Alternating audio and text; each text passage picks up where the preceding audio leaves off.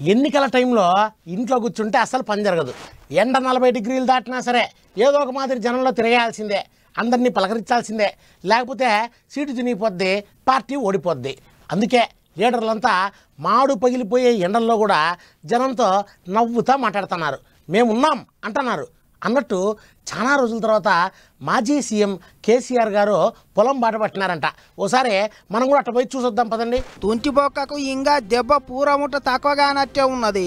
అయినా సుత ఇక రైతన్నల కొరకు బయలుదేరిండు మాజీ ముఖ్యమంత్రి కేసీఆర్ సారు. 3 గాళ్ల మీదనే చిలకల పొడత తిరిగిండు. రైతన్నలతోని ముచ్చట్లాడిండు. తిప్పలవాడి పండించిన పంటలన్నీ ఎండిపోయినాయని రైతులు సారు ముంగట కాండ్ల నీళ్లు పెట్టుకున్నారు. పాలకుర్తి దిక్కున్న ధారావతు తాండాలనైతే ఆడోళ్లు శోకం కట్టిర్రు. జనగామ, సూర్యాపేట, నల్గొండ జిల్లాల్లో ఆగమైన వరిసేండ్ల పొంటి తిరిగి అందరిని అరుచుకున్నాడు సారు. ఇక అట్లట్లా తుంగతుర్తి నియోజకవర్గంలో ఉన్న తిరుమలగిరి మీదికేలి వాడి సూర్యాపేట దాకా తిరిగి చూసినాక సారు మైకుల ముంగట ముచ్చట్లు చెప్పిండు. కరెంటు తిప్పాలా, సాగునీళ్ళ తిప్పాలా, మంచినీళ్ళ తిప్పాలా అన్ని ముచ్చట్లు ముంగటేసుకున్నాడు సారు. సర్కారోళ్ళ మీద గట్టిగానే ఆడిపోసుకున్నాడు. ఇది వచ్చిన కరువు కానే కాదు, అసమర్థ కాంగ్రెస్ ప్రభుత్వం తెచ్చిన కరువు.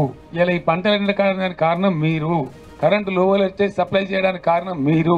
మీకన్నా జస్ట్ బిఫోర్ 8-8.5 ఏళ్ళు మేము ఇచ్చినాం పవర్, అద్భుతంగా ఇచ్చినాం. మీరు ఇయ్యలేకపోతున్నారంటే మీరు అసమర్థులే కదా, మీరు చేతగాని వాళ్ళే కదా. నష్టపోయిన రైతులకు పరిహారం గట్టిగానే ఇయ్యాలి అని అడిగిండు సారు. మీ అసమర్థత కాదు అని మీరు ఒప్పుకోకపోయినా ఎండిపోయినాయి కాబట్టి వెంటనే జిల్లా కలెక్టర్లకు ఆదేశాలు ఇచ్చి ఎన్యూమరేట్ చేయించాలి. ప్రతి ఒక్క ఎకరం ఏ జిల్లాలో, ఏ గ్రామంలో, ఏ మండలంలో ఏ రైతుది ఎంత ఎండింది అవి లెక్కలు తీయాలి. అండ్ ఖచ్చితంగా ధరలన్నీ పెరిగినాయి కాబట్టి, భారమైంది కాబట్టి ఇవాళ 25,000 రూపాయలు నష్టపరిహారం ప్రతి రైతుకు ప్రతి ఎకరాకు చెల్లించాలి. This is our demand. ఇక ఈ నడుమ కారు పార్టీ ఖాళీ అవుతున్నది కదా, లీడర్లంతా చెయ్యిచ్చి చెయ్యి పార్టీ వాళ్ళ చేతుల చెయ్యి వేస్తున్నారు కదా. గా ముచ్చట్ల మీద ఏమన్నాడో చూడర్రే.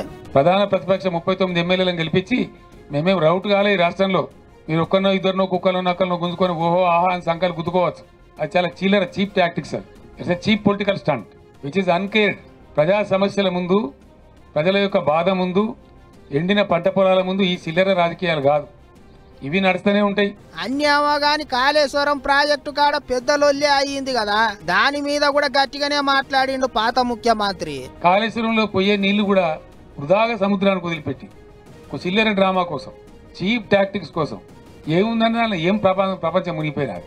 దాన్ని ఏదో ప్రచారం చేసి ప్రపంచం గుట్టుకపోయినట్టు, భూమండలం అంతా కింది మీద అయినట్టు, దానిలో ఎందో జరిగిపోయినట్టు ఓ లంగా కథ పెట్టుకొని మీ అసమర్థతను కప్పించుకోవడానికి చేసినారు.